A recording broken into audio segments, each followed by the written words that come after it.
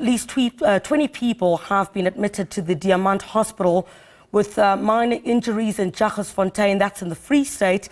This happened after the mine dam burst there, causing flooding in large parts of the area. The Free State Emergency Medical Services say the search and rescue operation is underway to locate 4 people. Several houses have collapsed there.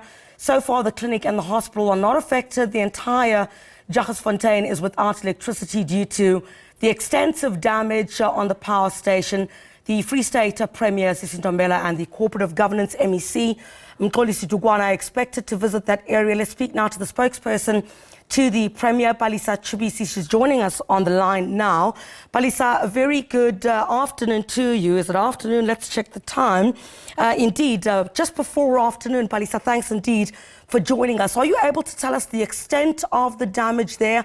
What do we know about the devastation in that area? Thanks for joining us. A very good afternoon to you, Griselda. Thank you so much for having us.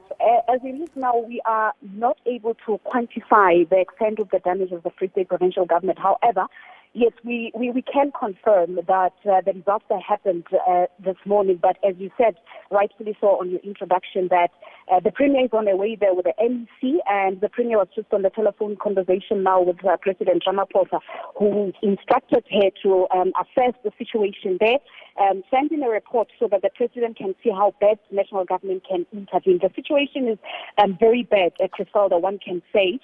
But since this morning in the early hours, the provincial government dispatched a team. A disaster management team was activated, and as you rightfully also said on your introduction, that as it is now, there are rescue efforts that are currently underway to locate 4 people. 20 have been admitted to hospital with just minor injuries. Palesa, we're without a doubt expecting that number to rise, given that this is a developing story. And in terms of the teams that you're able to dispatch there, are the emergency services able to reach all the areas that have been affected? Because we're seeing massive flooding taking place in some of those areas. It's very difficult as it is. However, they are doing their level best. And maybe I can also indicate that a lot of houses have collapsed, and that sea of mud and water continues to flow really into that particular town. But residents have been evacuated, and the evacuation processes are continuing. Others have already been moved to the high-lying areas of the area for their safety. But of course, yes, we've dispatched a team of emergency services as well as the Joint Operations Center, and the Premier was also speaking about the deployment of the South African National Defence Force members due to how bad the situation is now. All right, and in terms of the damage there, from our intro and what my colleagues are telling us is that the local hospital is not being affected. However, there are people who've been affected that have been taken to hospitals in other parts. Just some clarity on that. The hospitals and the clinics are not affected, Griselda. 20 of them have been taken to the Diamant Hospital that is in Jagersfontein, but some have also been transported to the Alfred Mzula Hospital that is in Tromsburg. We are still assessing the extent of the damage. We should have a detailed report, as I said. The Premier is like 10 minutes away from the area now, so she will be given a detailed report as to how bad the situation is. We've also seen pictures of schools destroyed in the area, but we should have better information, a detailed report for your viewers at a later stage today. All right, so in terms of any assistance that is needed there, Palesa, I'm sure you've got the mammoth task now of trying to accommodate some of the affected families in that particular area. I'm sure you're moving quite fast to perhaps try and find some halls to accommodate them. It's going to be quite a mammoth task. Halls have already been cleared and schools in the area, Griselda, to accommodate the displaced residents of the area.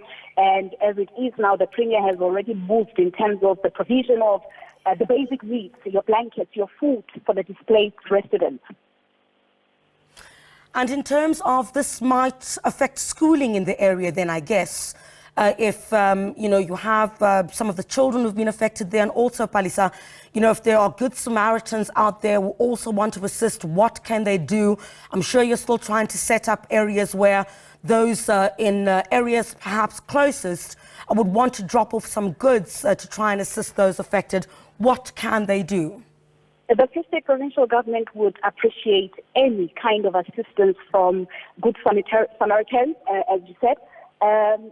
But also important to indicate, Griselda, that it's a bit difficult to access the affected areas as it is now.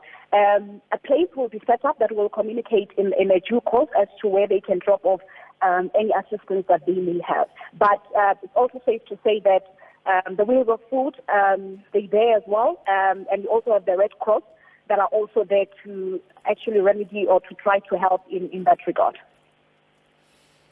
And in terms of, more assistance perhaps that you might need, in addition to clothes, perhaps foodstuffs that might, Good Samaritans might bring, are you planning to, take in more reinforcement into that area to try and ensure that, I guess, where it's possible, cleanup operations can get underway so that you're able to, perhaps in areas that have not been severely affected, move back in the next coming days some of these residents to their homes?